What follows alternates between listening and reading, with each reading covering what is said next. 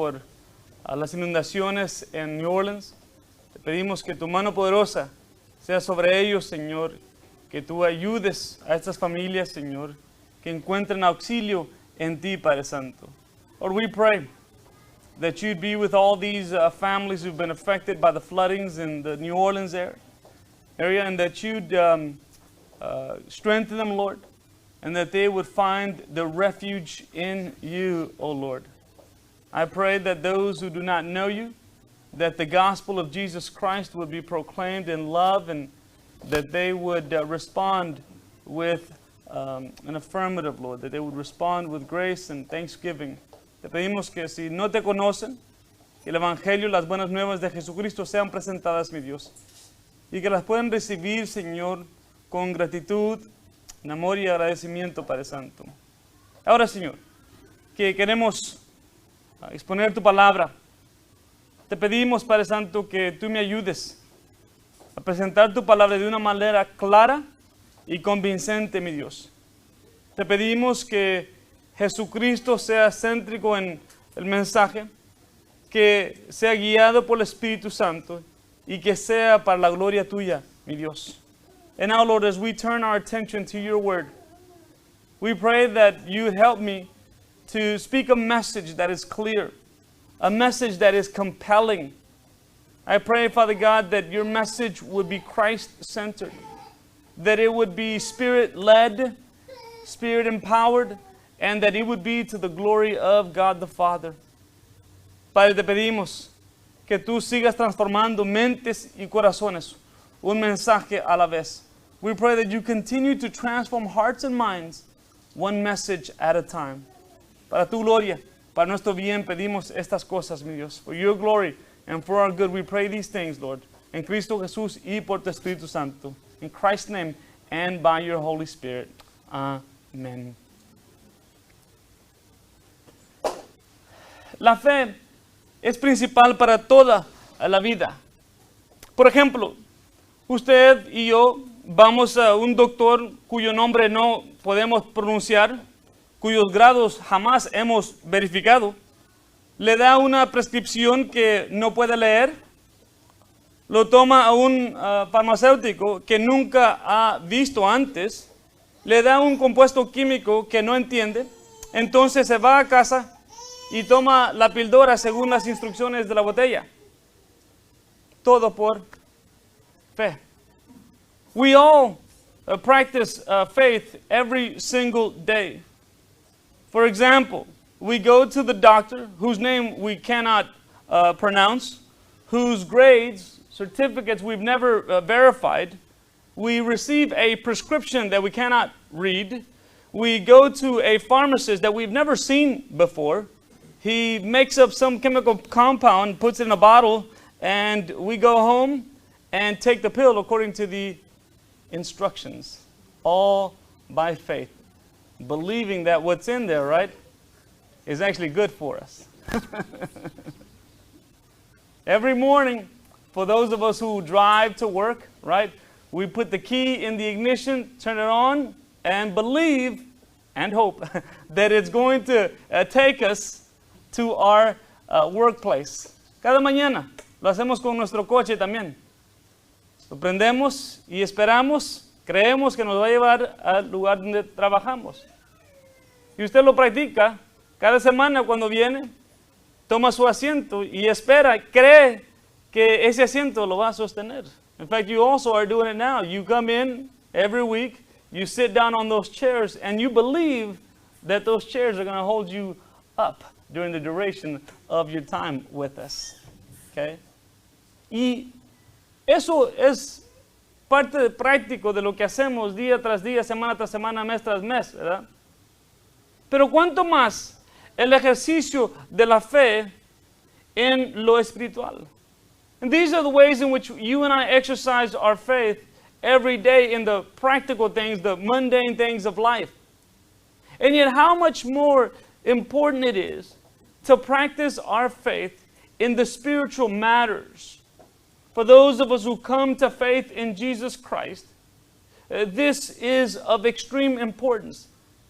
Para aquellos de nosotros que hemos depositado nuestra fe en Jesucristo como único y suficiente Salvador. Esto es esencial para nuestras vidas. Los creyentes que han sido amados, que han sido perdonados, que han sido bendecidos por el médico de médicos, el Señor de señores y el Rey de reyes. Those of us who have been loved, those of us who have been forgiven, those of us who have been blessed by the physician of physicians, the Lord of lords, and the King of kings. How much more are we to exercise our faith day in and day out? En la vida cristiana, la fe fue esencial para comenzar la carrera, pero también es esencial para correr la carrera. You see, in the Christian life, faith is not only essential to begin the race, it is essential to run the race. And this is why this morning, as we now go into the middle section of the book, just as a quick reminder, there are three main sections in the book of Galatians. 6 chapters, but 3 main sections. The first part is historical or biographical, chapters 1 and 2. You have the Apostle Paul speaking a lot about his history, his past. Chapters 3 and 4, he begins to deal with the theological, okay? And he begins to speak of some powerful arguments for why Jesus Christ is sufficient for our salvation. And lastly, he deals with the ethical. What about it? What does this have to do with our daily walk? Chapters 5 and 6. 6 capítulos en el libro de Gálatas. Y en estos 6 capítulos vemos 3 divisiones. La primera división es biográfica o histórica. Vemos el apóstol Pablo comunicar mucho de su historia, de su biografía, de cómo es que él predica el evangelio de gracia. Capítulos 3 y 4, él ahora desarrolla su mensaje teológico que hace hincapié de la importancia de la fe en el evangelio de gracia y lo defiende de una manera muy fuerte. Y concluye el libro de una manera ética, el mensaje ético. ¿Qué tiene que ver este evangelio con nuestro diario vivir? Desafortunadamente, en los días de Pablo, los Gálatas habían comenzado bien, pero desafortunadamente no estaban creciendo bien o corriendo la carrera bien. In Paul's day, the Galatians had begun well by faith in Jesus Christ. However, they had not continued. They were not running the race well. They were not doing it by faith. And so the Apostle Paul is greatly grieved. He is upset with them.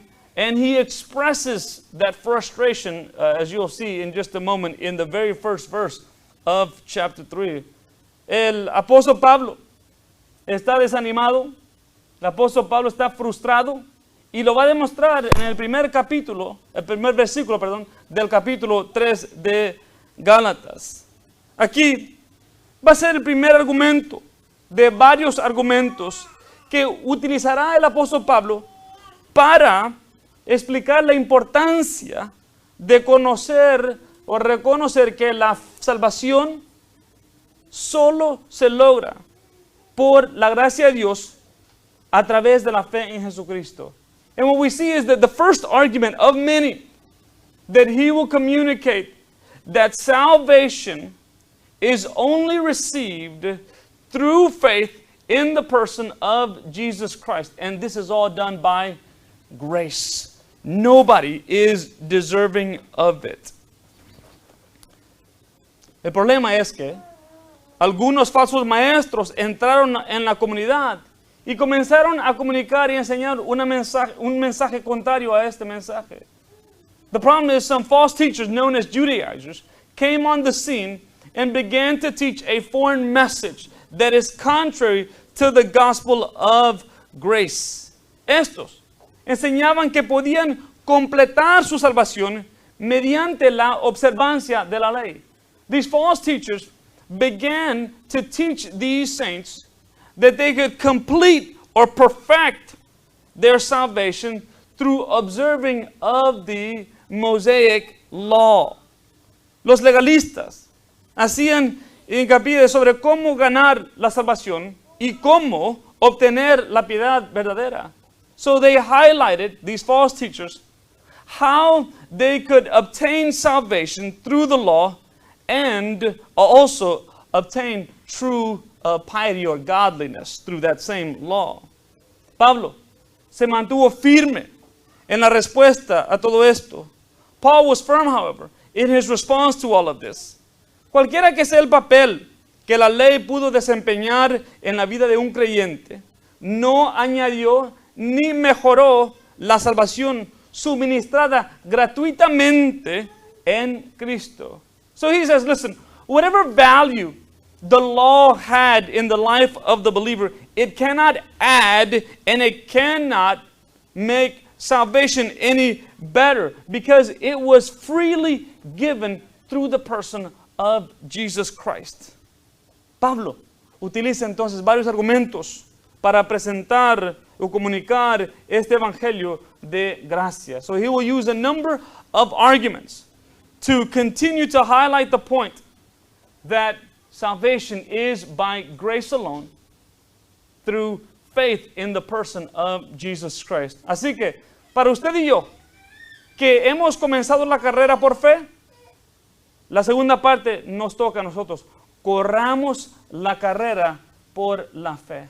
For those of us who have come to faith in Jesus Christ by faith, so we began the race by faith, then the second part is for us, which is to let us run the race by faith.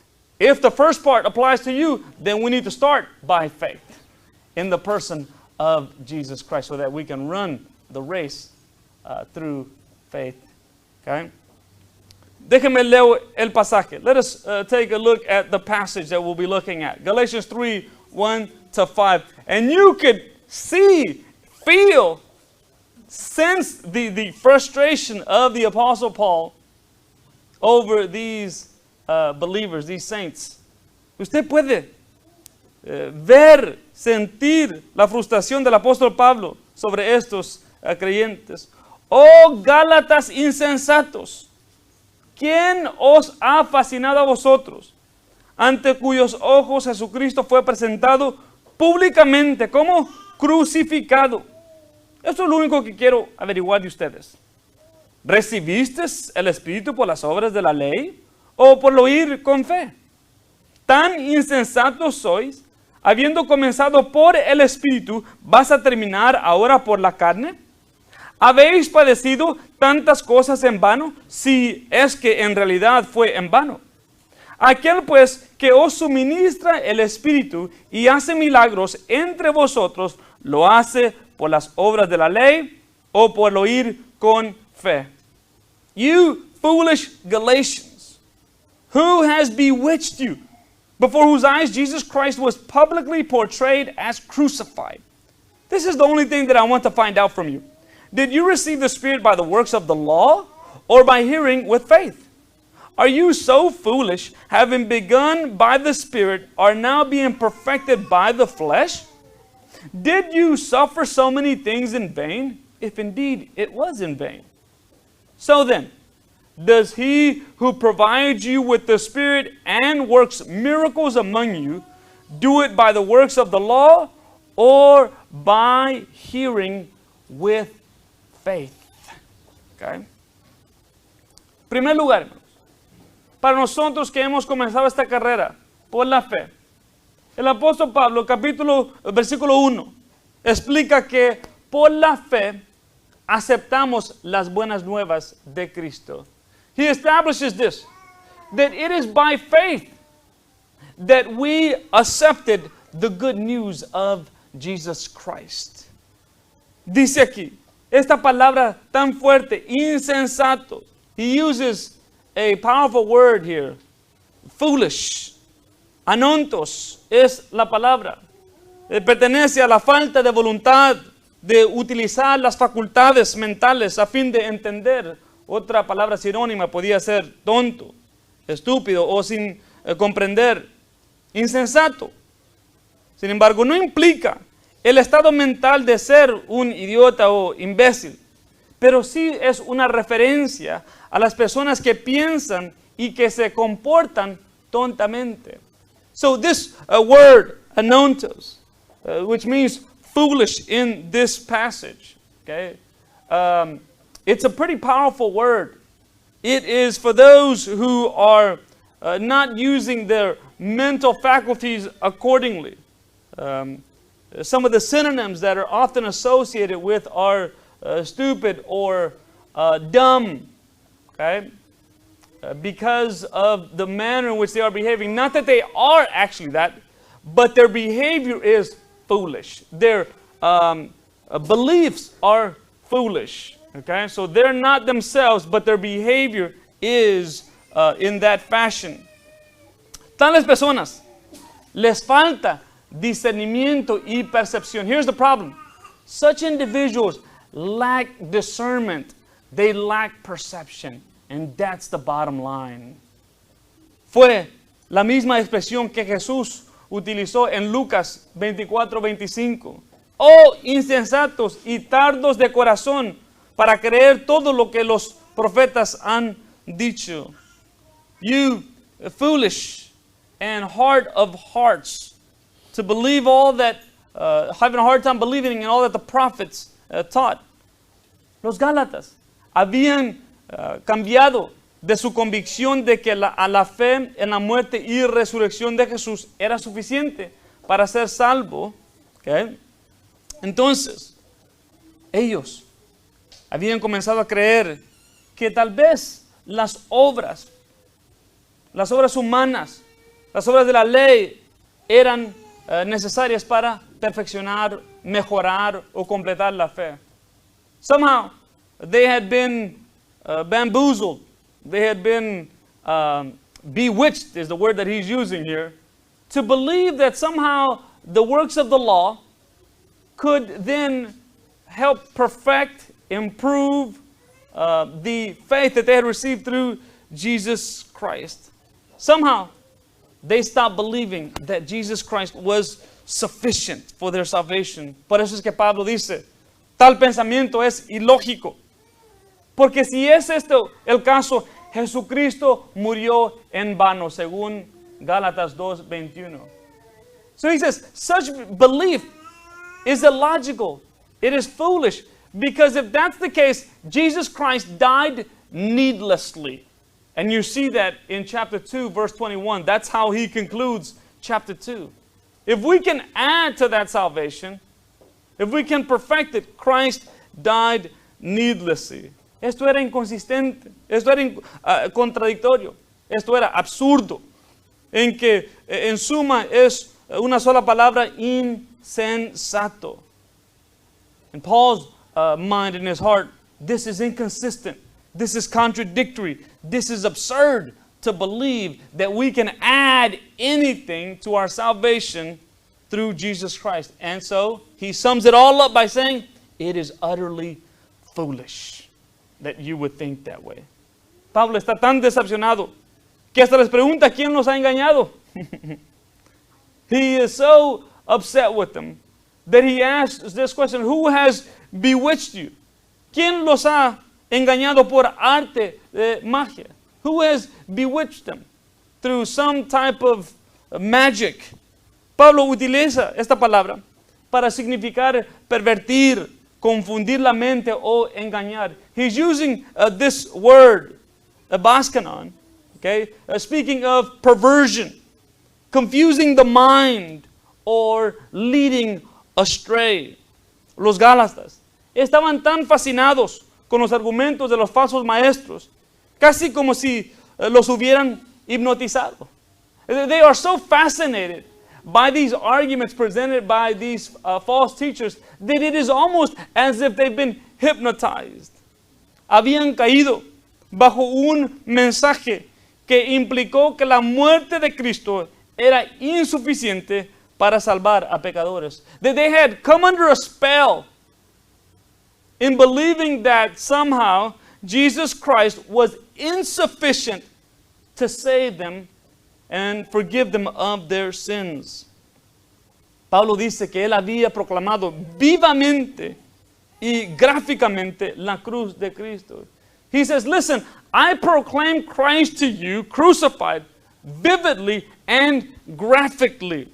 Sin embargo, los ojos de los Gálatas estaban siendo divertidos de la cruz de Cristo a la ley de Moisés. Unfortunately, the eyes of the Galatians was being diverted from the cross of Christ to the law of Moses. And that would be tragic. Esto sería trágico en su vida espiritual. Ahora, cuando los creyentes son arrastrados por los cultos y enseñanzas heréticas, ¿a quién culpamos? Now, when believers are led astray by cults and by false teachings, whom do we blame? Quizás la falta de liderazgo o falta de enseñanza sana para cada creyente, sin embargo, tiene que tomar responsabilidad. Perhaps we blame some of our leaders for the lack of teaching that we're receiving. Nevertheless, each believer needs to take responsibility for his own growth. En lugar de estar alertos y ver el peligro, muchos creyentes vagan en ignorancia. Rather than being alert, rather than looking at the danger that lies ahead, many believers wander in ignorance. No leen la Biblia, no estudian la Biblia, no van a la iglesia para ser enseñados la sana doctrina y por lo tanto siguen en ignorancia. Many believers don't read their Bibles, won't study their Bibles, and others won't go to church to be taught sound doctrine, and so they then continue to wander in ignorance. How about us? How are we doing? Are we susceptible to some type of false doctrine? ¿Estamos susceptibles a todo viento de doctrina? ¿Puede usted oponerse a los argumentos anticristianos encantadores? Are we able to fend off a number of these false anti-Christian beliefs that will lead us away from Christ? Los Gálatas estaban siendo engañados por argumentos que deberían haber sido capaz de refutar. See, that they're being led astray through some of these arguments by these false teachers that the community should have been able to refute. It was not beyond them. They had been taught enough to refute these things because these were the basics of the Christian faith. Usted y yo debemos de saber lo básico de la fe cristiana. Si no sabemos el lugar de la salvación, cómo fuimos salvos y cómo progresar según nuestra salvación, hermanos, no estamos creciendo según lo básico de la fe. If we cannot refute arguments against those who will teach us a different way of being saved, listen, we're not even growing beyond the basics of the faith, and we need to do a better job. Pablo les explicó que Jesucristo fue presentado, pregonado o predicado claramente en Galacia. La predicación de Pablo fue sobre la crucifixión de Jesucristo y fue tan clara que hasta parecía que hubiera sido crucificado o visto con sus propios ojos. Paul says, listen, I proclaimed the gospel to you clearly while I was in Galatia. So much so that you could have witnessed that with your own eyes what was happening. It was clearly presented to you. El tenso del verbo crucificado es perfecto pasivo, denotando acción pasada con resultado continuo.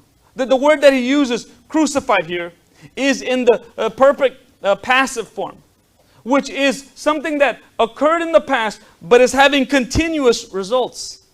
Though he was crucified in the past, the results of his crucifixion are ongoing because he's continually saving people. 2,000 years later, he's still saving people. You see? So that work that was done on the cross has continual results or effects. Tiene resultados continuos. La crucifixión de Jesucristo tiene resultados continuos para todo aquel que deposita su fe en Él como único y suficiente Salvador. You see, it has continual effects to all those who place their faith in Him as sole and sufficient Savior. Esta expresión, Cristo crucificado, era una forma de presentar el Evangelio a el mundo. Christ crucified was a very common phrase in Paul's day to speak of the gospel, the good news of Jesus Christ. Here's why. Thank you for asking. Here's why.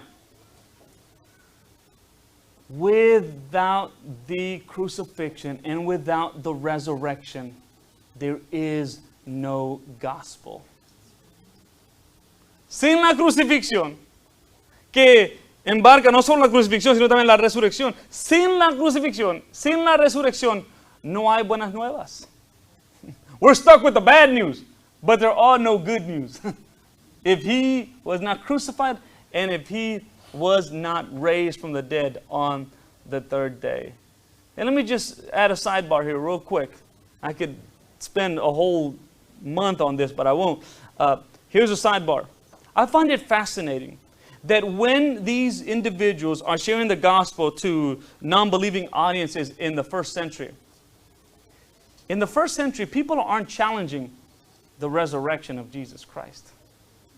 It is understood as fact. Okay? Now, by our day, it is being challenged and whatnot.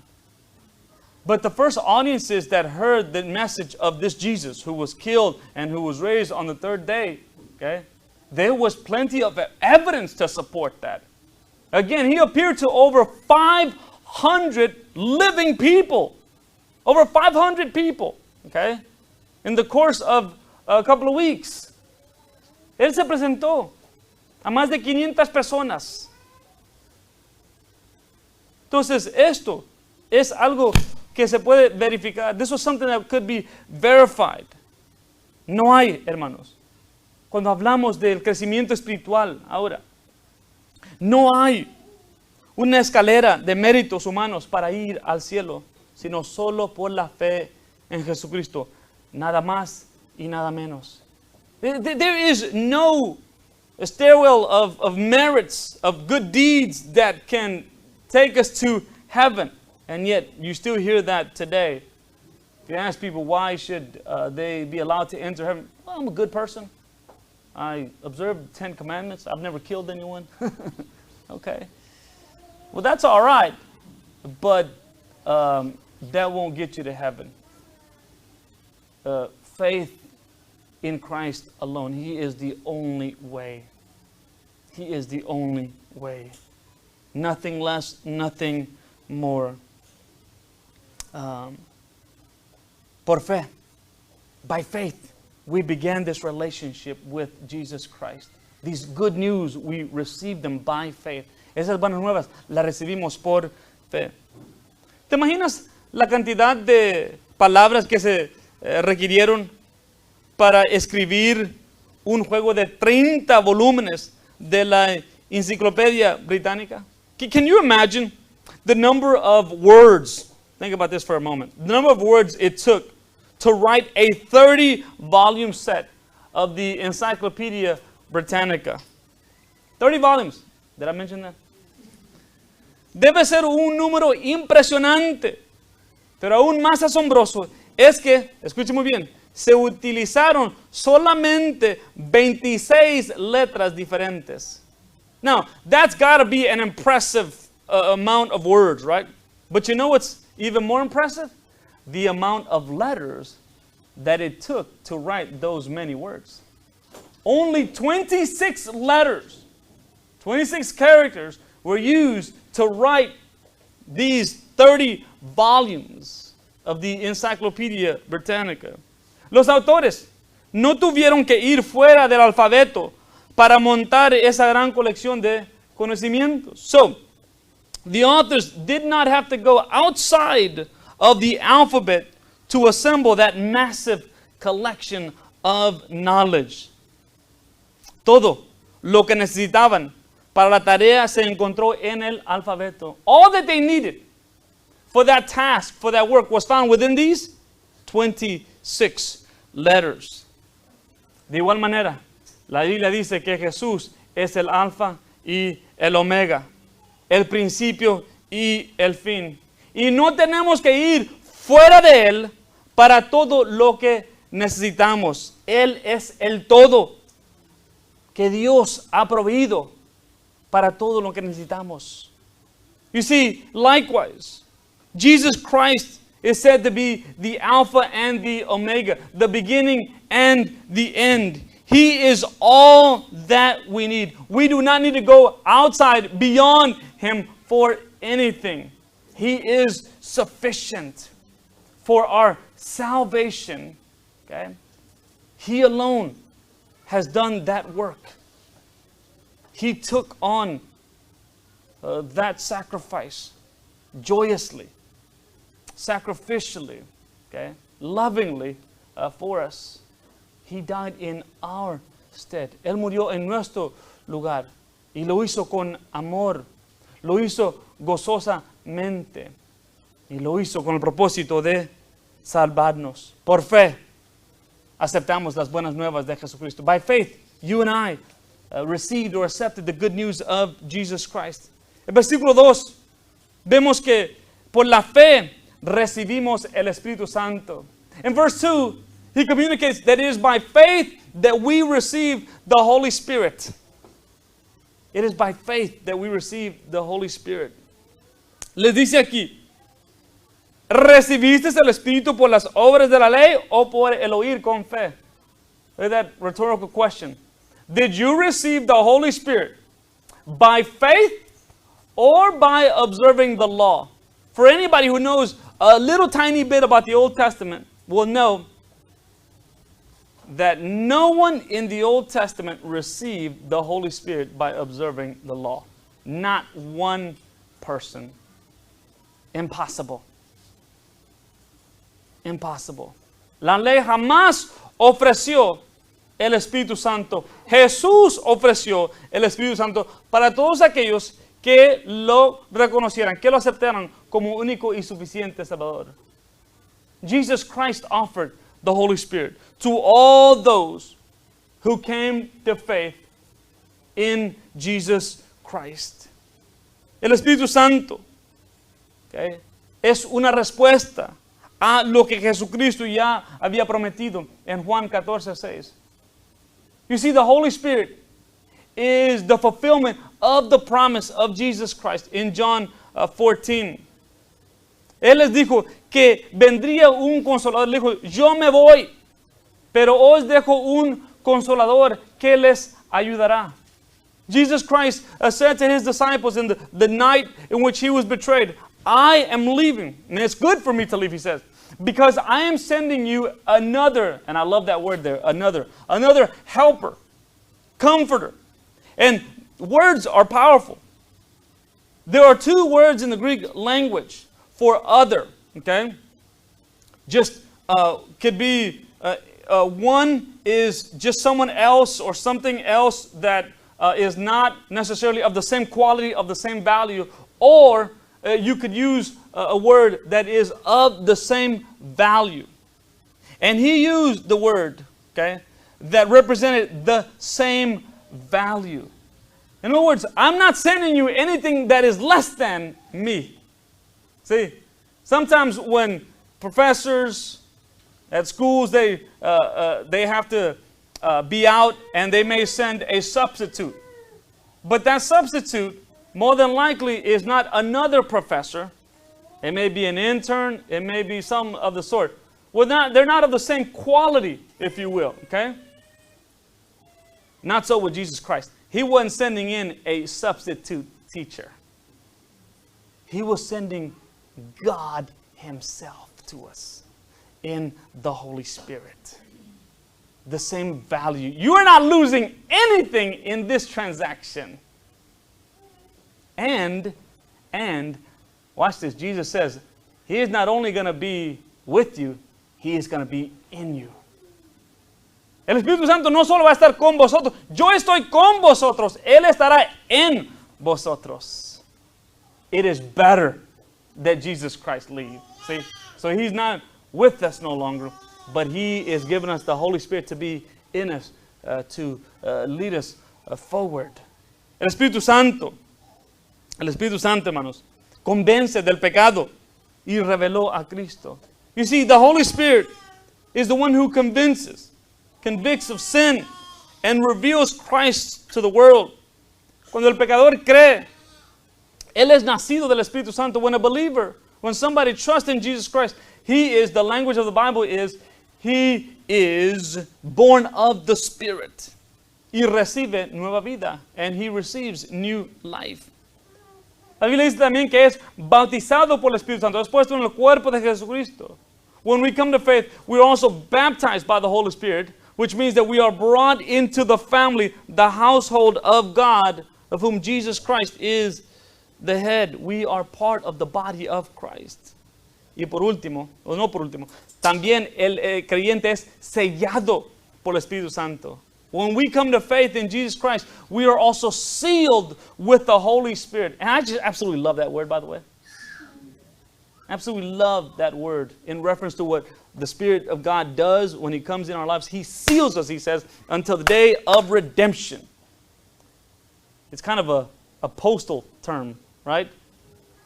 Because you see this oftentimes when we're sending off something or when we're receiving something.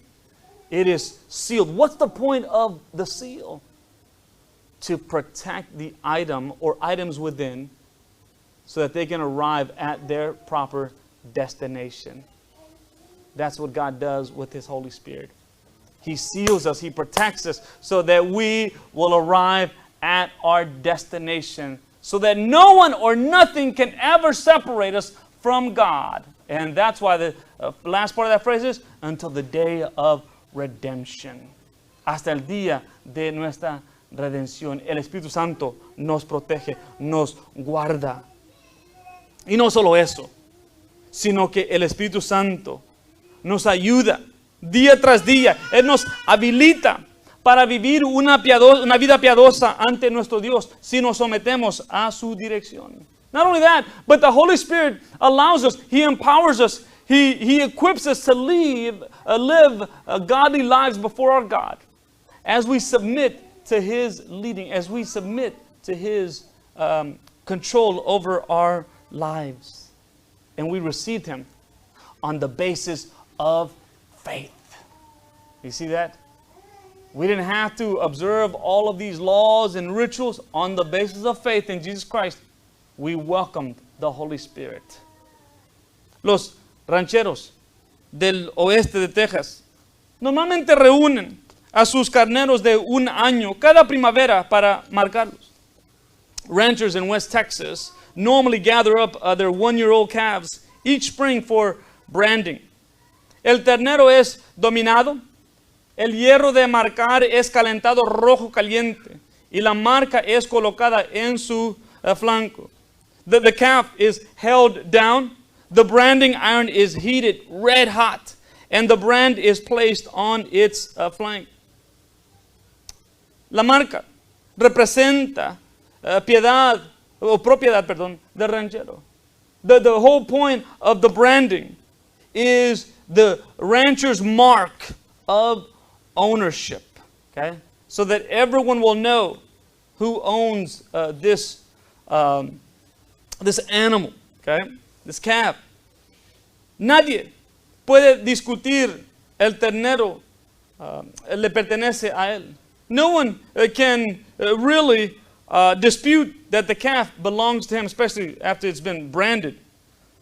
De la misma manera, Dios ha puesto su sello de propiedad en nosotros por sellarnos con su Espíritu Santo. In the same way, God has put His seal of ownership upon us through the giving of the Holy Spirit.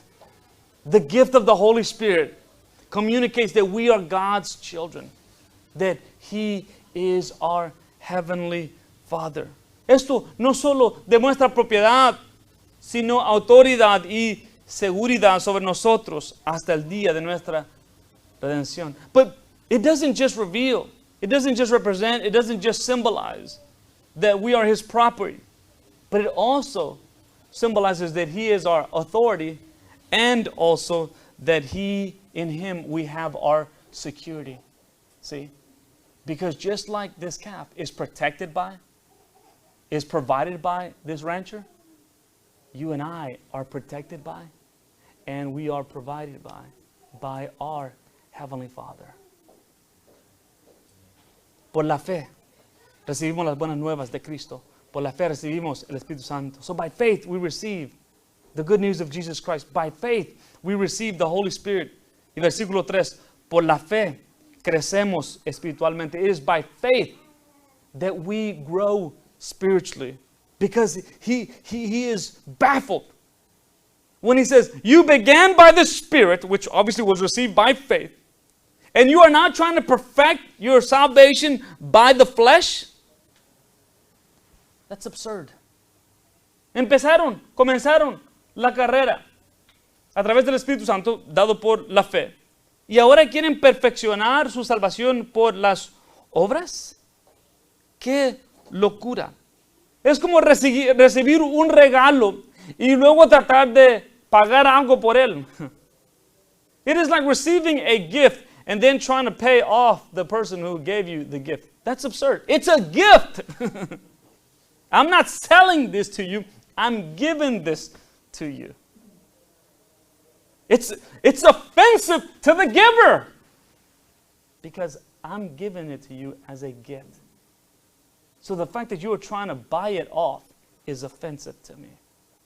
As if we could put a price tag on salvation. You see the foolishness of that?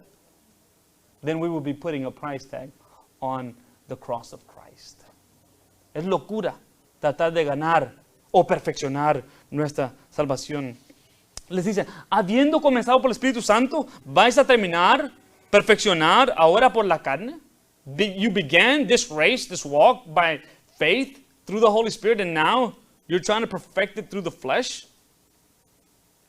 Locura. Es imposible crecer a la madurez cristiana por esfuerzos humanos. It is impossible. It is impossible to grow in the Christian faith through human effort. It has to be Spirit empowered. Okay? It has to be Spirit empowered. Tiene que ser habilitado por el Espíritu de Dios. Existen dos maneras equivocadas que se puede entender nuestra relación con Dios. There are two wrong ways of understanding our relationship with God. Que creer que podemos ser salvos por las obras. First of all, to believe that we could be saved by our works. Impossible. Impossible. Segundo lugar, creer que podemos crecer por nuestras obras humanas, por nuestros esfuerzos humanos. The second problem is believing that we can grow in our salvation, in our relationship with God through human works, through human efforts. Ambos son callejones sin salida. Both are alleys with no outlet. They will not lead us anywhere. La fe, guiada por el Espíritu Santo, no es solamente la evidencia de nuestra salvación, sino que es fundamental para la vivencia en nuestra santificación o nuestra madurez espiritual. You see, a faith that is guided by the Holy Spirit is not only the evidence of our salvation, but it is also fundamental to living out our salvation and growing with regard to our salvation, otherwise known as sanctification or spiritual growth. Tratar de crecer por nuestra fuerza detendrá nuestro crecimiento. In fact, trying to grow spiritually on our own efforts actually holds us back from truly growing in the faith. There is no growth. You can grow in knowledge, but you will not grow spiritually. Usted puede crecer en crecimiento bíblico, tal vez teológico, pero no en verdadera relación con Dios. Para crecer en la madurez cristiana, para ser perfeccionado, debemos crecer en la fe al confiar en el Espíritu Santo. See, if we're going to grow in the Christian faith, we must do so by faith as we are controlled, guided by the Holy Spirit. Se ha dicho esto en cuanto a la ley y el Evangelio. This has been said according to the grace, the gospel of grace and the law of Moses. La ley dice, haz esto, mientras que el Evangelio de gracia dice, Jesús lo ha hecho. You see, here's the difference between the gospel of grace and the law. The law says, do this, whereas the gospel of grace says, Christ has done it. La ley exige las obras de logros humanos. El Evangelio requiere la fe en el logro de Cristo. See, the law requires that we continually, through our human efforts, have certain achievements. Grace, on the other hand, the gospel of grace, simply requires faith in the achievement of Jesus Christ. La ley hace demandas y nos invita a obedecer. El Evangelio trae promesas y nos invita a creer. The law, with its demands, invites us to obey. The gospel of grace provides promises and invites us to believe. And that is the major difference. Los cuadros, del escudo de armas de los australianos tiene dos criaturas. El emú, un ave incapaz de volar, y un canguro. There's, in this Australian coat of arms, there are two pictures of two creatures within it. The emu, it's a flightless bird, and the kangaroo. Los animales fueron escogidos porque comparten una característica que apeló a los australianos, ciudadanos australianos. The Australians chose these two animals because they have certain characteristics that appeal to the Australian citizens. Tanto el emú como el canguro solo pueden mover hacia adelante y no hacia atrás. Both of these animals have this unique characteristic. They can only move forward. They cannot move backwards. Los pies de 3 dedos del emú hace que se caiga si intenta ir hacia atrás. These emus, they have 3 toes on their feet, and if they try to go backwards, they actually fall over, prohibiting them to try to go backwards. El canguro está impedido de moverse en retroceso por su gran cola. The kangaroo is prevented from going backwards because of his big tail. And so both of these appealed very much to the Australians, and they said, that's what we want to be about. We want to constantly be moving forward. We want to continually make forward process. Ese debe ser el deseo de cada creyente. You see, that should be the desire of every Christian, to move forward, to press forward. But we can only do that by faith. Pero lo podemos hacer solamente por la fe. Okay? Solamente por la fe en la persona de Jesucristo. So that we can continually move and press forward. Para que continuamente podamos avanzar hacia adelante. Versículo 4. Por la fe, nuestro sufrimiento es significativo. So we can't make progress, right? By human effort. It's got to be done by faith. But look at verse 4. He says, have you suffered in vain all of this time? ¿Han sufrido en vano? Si en realidad fue en vano. Pablo pregunta si han padecido o experimentado tantas cosas en vano. Have you experienced so much suffering and pain in vain? No sabemos exactamente cuáles eran los sufrimientos de los Gálatas, pero es muy posible que Pablo se refiere al sufrimiento por el nombre de Cristo.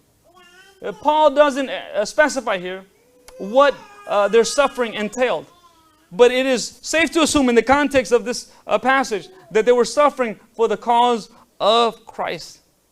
Quizás habían sido perseguidos por los gentiles y los judaizantes. Perhaps they had been persecuted by both Gentiles, non-Jews, and by Jews as well. Why would the Gentiles be opposed to this Jesus?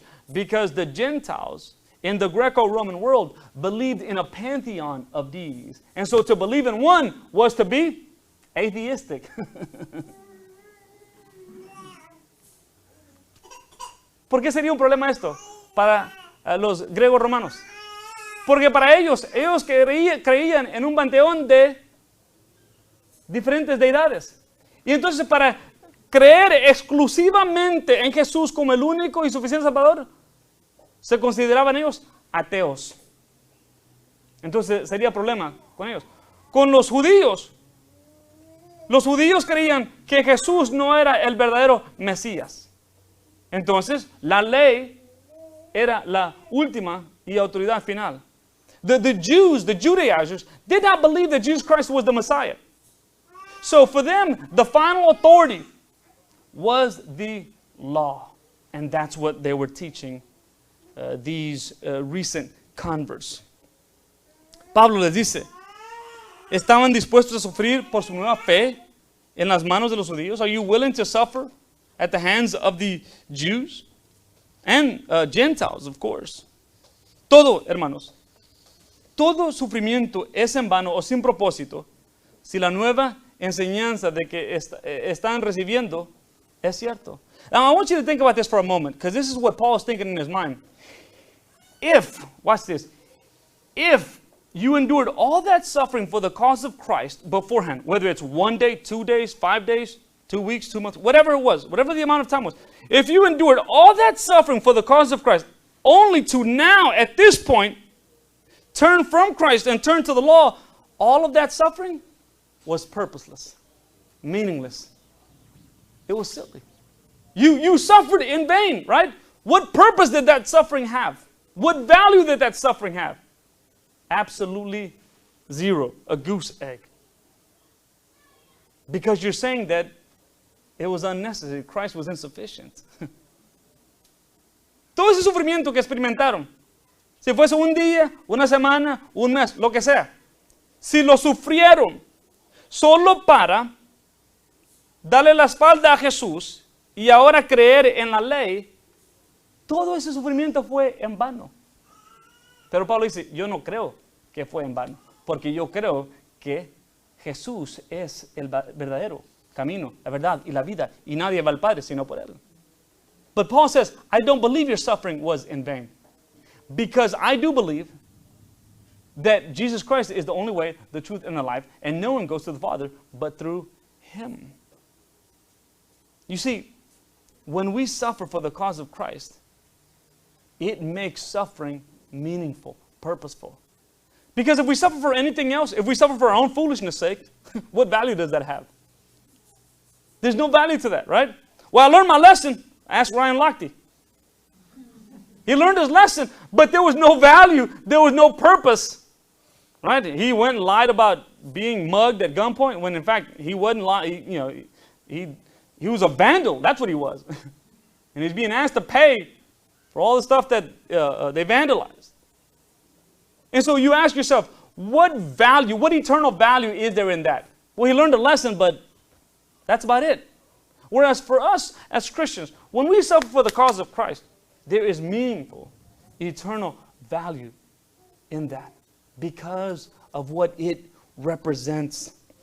Pablo ya les había comunicado anteriormente que a través de muchos, escuchen muy bien, a través de muchos padecimientos entrarán en el reino de los cielos. The Apostle Paul had already communicated to this very audience, all the way back in Acts 14. He said, it is necessary that through many sufferings you will enter into the kingdom of heaven. And so that was being played out in their lives. A los filipenses les dijo que no solo se les había dado el privilegio de creer en Jesucristo, sino también sufrir por Él. Filipenses 1:29. He told the Philippians, it has not just been given to you the privilege to believe in Jesus Christ, but to also suffer for the cause of Christ. See, that is significant, meaningful, purposeful suffering. Sin duda, es un privilegio sufrir por la causa de Cristo. Y ningún Ningún sufrimiento por la causa de Cristo es desperdiciado. You should know this, that it is a privilege to suffer for the cause of Christ. He suffered for us so that we could suffer 1 inch for a little short while. It should be considered as a privilege to suffer for the one who gave it all for us. Not only that, but no personal suffering, no community suffering is ever wasted by the Lord. It always has some redemptive value. Siempre tiene un valor redemptivo que puede ser usado para la gloria de Dios. It has some redemptive value that it can be used for the glory of God. I've shared some things with you guys. One of my favorite stories comes from Joni Eareckson Tada. This young lady, 16 years old, takes a dive into the Chesapeake Bay in Maryland, only to fall and take a hit to the bottom of the lake because that summer there was very little rain.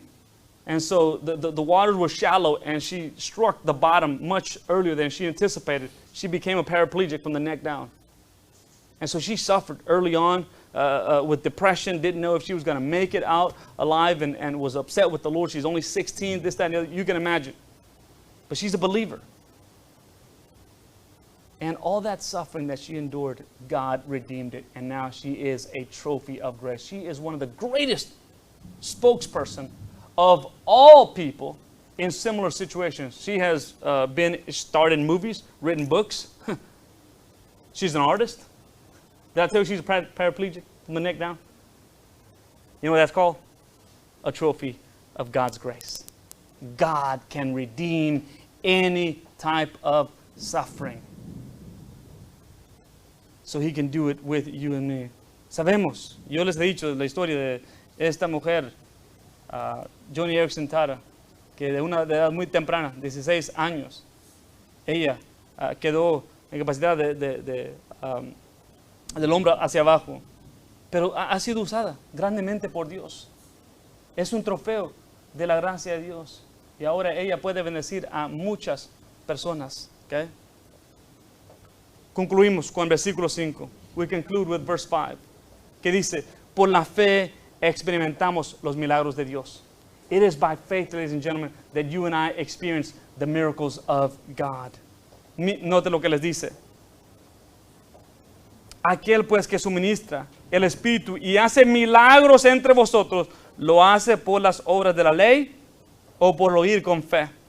So then, does he who provides you with the Spirit and works miracles among you, does he do the works by law or by hearing with faith? En el versículo 5, Pablo regresó a su argumento que empezó en el versículo 2 sobre el tema del Espíritu Santo. So he returns to that argument that he began in chapter 2 regarding the Holy Spirit.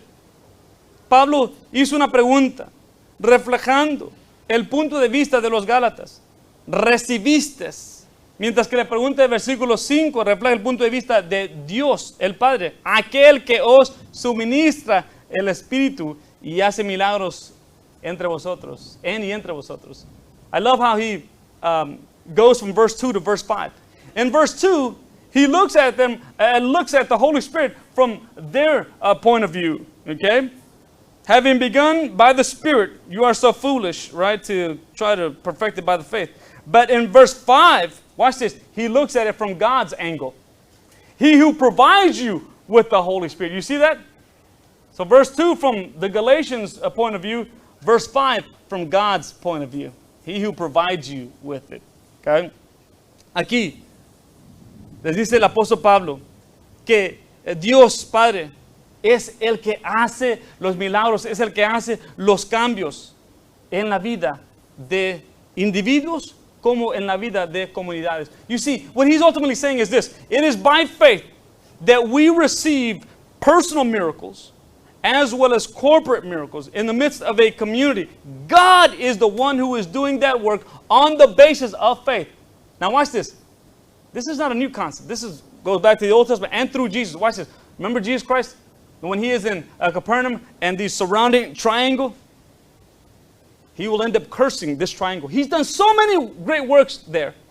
And he then says, because of their unbelief, I will do no more works. Yikes. He says, if I had done the works that I have done here, if I had done them in Sodom and Gomorrah, boy, they would have repented in a heartbeat. So he curses them because of their unbelief. But belief, on the other hand, opens the floodgates for God to do great and miraculous things. En Capernaum, Jesús hizo tantos milagros, pero aún no se arrepentían. Y había una comunidad un triángulo de 3 comunidades. Y les dice, si yo hubiese hecho estos milagros en Sodoma y Gomorra, ellos se habrían arrepentido, pero ustedes no se arrepienten. Y por lo tanto, por vuestra incredulidad, no haré más obras. Miren, Dios, cuando usted y yo venimos a la fe, Él hizo grandes milagros en nuestras vidas. When you and I came to faith, God did great miracles in our lives. He did some great things in Galatia as well. If you go back to again, Acts 14, we're told that there were great signs and wonders that were taking place at that time.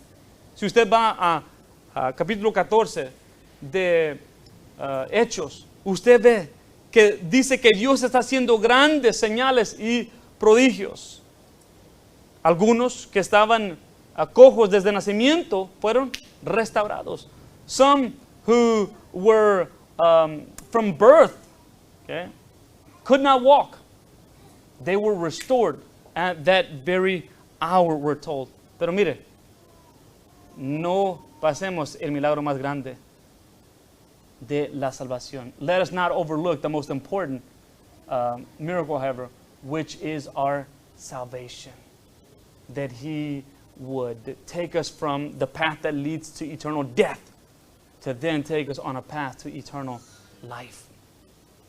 Nos quitó del peregrinaje, del camino hacia la muerte eterna, hacia el camino de la vida eterna.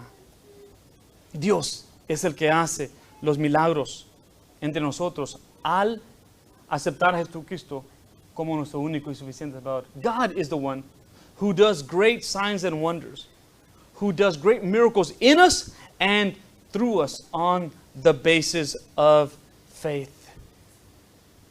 Y usted lo puede ver en su propia vida y quizás en la vida de otros creyentes. And if we're honest with ourselves, we can see it in our own lives, the things that God has done in our lives when we came to faith, and the things that He's done in other believers' lives when they came to faith. You see, we began this walk by faith. Let us grow, let us run this race by faith. Un hombre le preguntó a un cristiano, ¿realmente cree en los milagros de la Biblia? A skeptic asked a Christian if he believed in the miracles of the Bible. Por supuesto que sí, el creyente respondió. Of course I do, the new convert responded. El escéptico se rió y le preguntó, ¿quiere decir que Jesús pudo convertir el agua en vino? Claro que sí, le respondió el cristiano. So the skeptic began to laugh and says, you're telling me that you believe that Jesus Christ turned water into wine? Of course I do, said the new Christian. Mire, le dijo, en mi casa, Dios lo hizo al revés. To which the Christian turned to the skeptic and said, listen, in my house, God did it the opposite way. Dios convirtió el vino en comida, en ropa y en muebles. En mi hogar. He said, in my house, God did it differently. He turned wine into food, into clothing, and into furniture. He was a former alcoholic. So God delivered him from being an alcoholic, and all that money that went to alcohol was now being used for the well-being of the family. Yeah, God can turn water into wine. He can also turn wine into water, food, clothing, etc., etc. That's what God can do when we turn to Him by faith. Eso es lo que Dios puede hacer cuando usted y yo confiamos en Él, en Jesús como único y suficiente Salvador. Por fe comenzamos la carrera. Por fe corramos la carrera. By faith we began this race. By faith let us run this race. Oremos. Padre, te damos gracias, Señor, por tu amor, por tu gracia, por tu bondad. Lord, we give you thanks for your love, for your grace and your kindness to us. And for those of us who have placed our faith in Jesus Christ, may we not be deceived by false teachers who are teaching us or requiring us to try to perfect our faith through X, Y, and Z human efforts. But rather that we would do so by faith, that we would exercise our faith in Jesus Christ. Of course, there is a place for the spiritual disciplines, but even those are to be done by faith, not as a means of obtaining or of maintaining our salvation, or even perfecting our salvation. Ayúdanos, Señor, a evitar, a refutar cualquier enseñanza que quiera enseñar que es necesario hacer X, Y cosa para mejorar, para perfeccionar, para mantener, para lograr nuestra salvación. Sabemos que hay un lugar apropiado para las disciplinas espirituales, pero siempre deben ser hechas por la fe, confiando de que tú eres el que haces la transformación en nuestras vidas. Trusting that it is you, Lord, that is doing the transformation in us and through us. Gracias, mi Dios. Para aquellos que no te conocen, yo te pido que en este día ellos puedan confiar en Jesús como único y suficiente Salvador.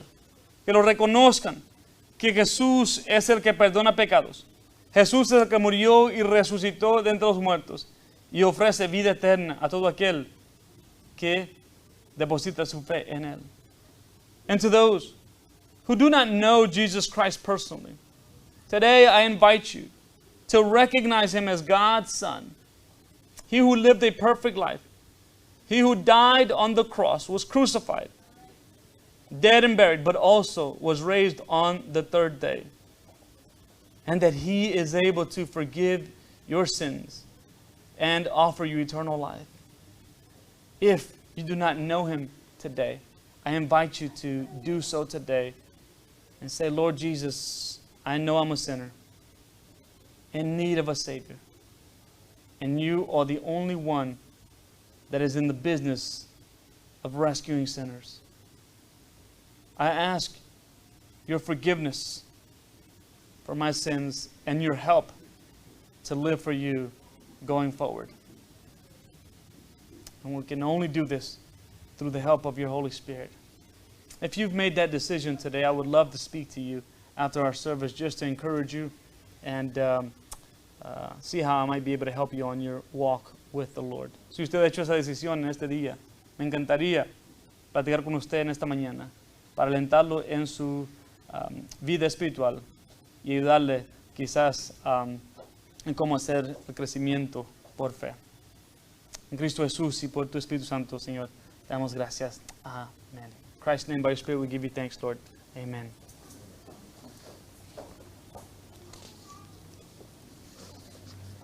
Muy bien, antes de ser despedidos, les quiero recordar del miércoles a las 7.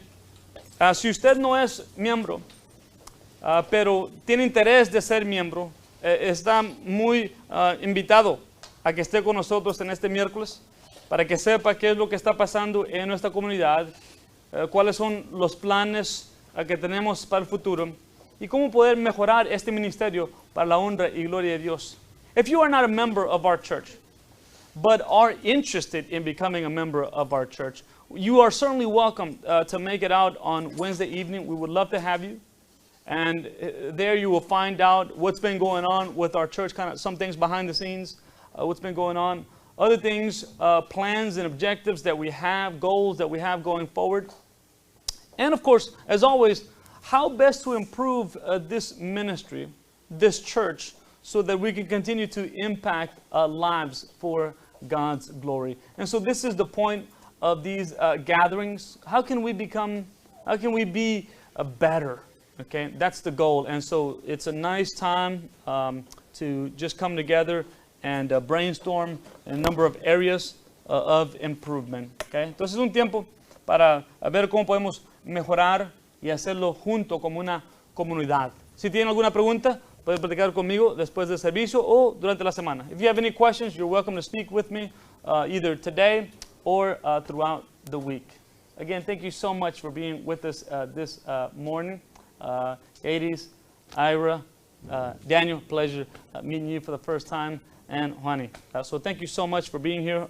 We're delighted that you could join us. Así, si son tan amables de poner sobre sus pies, if you could stand to your feet, we thank you so much for your presence. Y así queremos ser despedidos. Para los que no nos conocen muy bien, damos un cargo al final del servicio para la última palabra de reconocer la responsabilidad que tenemos a salir de este lugar. For those of you who are not familiar with our charge at the end of our service, we like to do this as a reminder of our responsibility as we walk out these doors to a dark world and a needy world, and for our need to impact this world with the goodness of God and the gospel of Christ. Así, 1 de Pedro 2:17, temed a Dios, amad a los hermanos, honrad a todos, honrad al rey. 1 Peter 2:17, fear God, love the brotherhood, honor all men, honor the king. Señor me los bendiga y me los guarde. Lord bless you and keep you. My